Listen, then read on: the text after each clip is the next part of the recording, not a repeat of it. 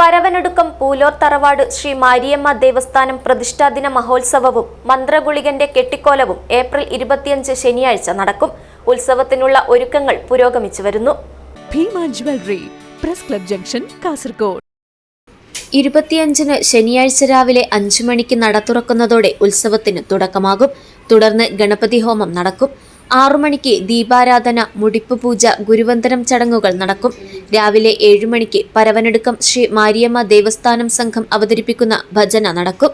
ഉച്ചയ്ക്ക് 12 മണിക്ക് മാരിയമ്മ ദേവിയുടെയും മായാറാണി ദേവിയുടെയും ദർശനവുമുണ്ടാകും. ഉച്ചയ്ക്ക് 1 മണിക്ക് അന്നദാനം നടക്കും. വൈകുന്നേരം 6 മണിക്ക് ദീപാരാധനയും തുടർന്ന് കാളികാംബ ഭജന സംഘം മധൂർ അവതരിപ്പിക്കുന്ന ഭജനയുമുണ്ടാകും. രാത്രി 7 മണിക്ക് കുട്ടികളുടെ കലാപരിപാടികൾ നടക്കും.